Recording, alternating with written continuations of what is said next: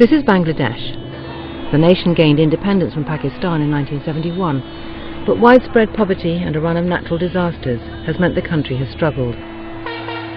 It's pretty much surrounded by India, whose booming economy has overshadowed its struggling neighbour. Jeshore is about 100 miles to the west of the capital Dhaka, with a population of 250,000. The city centre has a long-established commercial sex industry. Sex workers are at high risk of infection from HIV, and even though levels here are still low, the city is not far from the border with India, which has much higher levels, so it may not take much to see a dangerous rise in infection rates.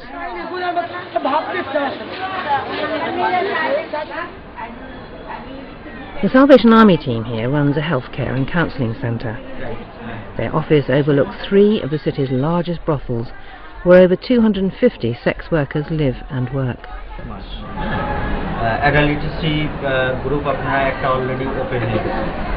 Victor Mondal is based in Dhaka, but has travelled here to see how the team is getting on.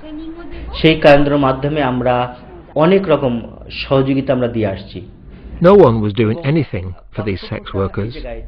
They weren't getting health care or social care facilities. The government is supposed to provide these services in theory, but the reality is that the Salvation Army started to work here, and since then we've been providing health care services, counselling and support. We were the first to take the civil surgeons around these brothels, and the sex workers were able to say that they needed condoms to protect themselves from HIV/AIDS. The Salvation Army has been here for 12 years.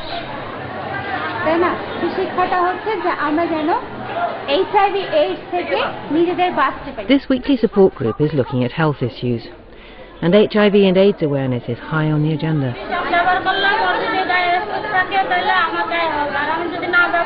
Shushmita Biswas leads the Jeshore team. People visit the brothel when they have a little extra cash.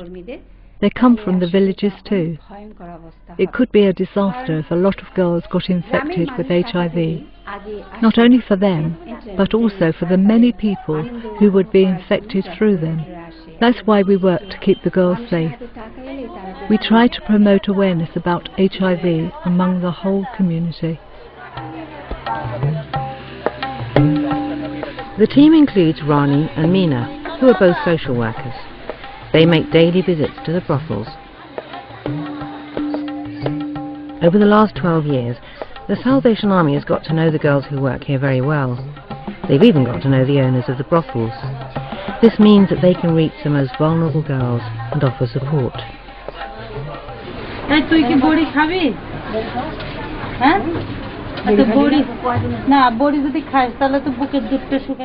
Jasmine is 25 and has been working here for a couple of years.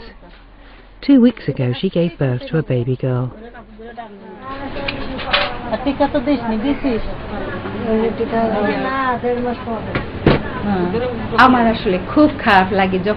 I feel terrible when I see a girl sacrificing her own identity just to survive and to give support to her family. I feel so sorry seeing these girls doing such an awful job. Bright girls who could get a higher education, a better life and a brighter future, working in captivity like this. Rani has a nursing background and does basic health checks for the women. Lippy is pregnant with her second child. She's due any day now, and the team are making sure she has everything in place for the birth.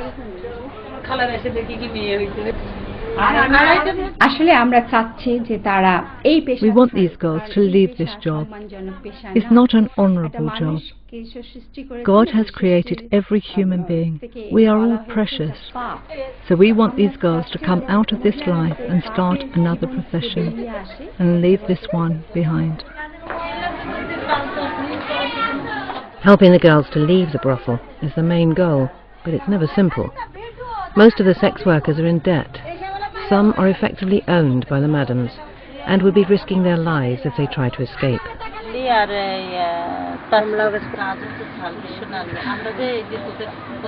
Shumi is 13. She's been here for 6 months. Rani and Meena have been visiting her for a few weeks now. Her madam was reluctant to allow her to be filmed until the crew agreed to compensate for her time. None of the sex workers came to the brothel by their own choice. Many are forced, and some have no alternative. None of them want to be here, and if there was any way out of this hell, they would take it. But they can't, because they've been forced into debt, or they're threatened. Finding ways to help the girls out of the brothel takes time. Shumi doesn't have HIV, but every day she's at risk.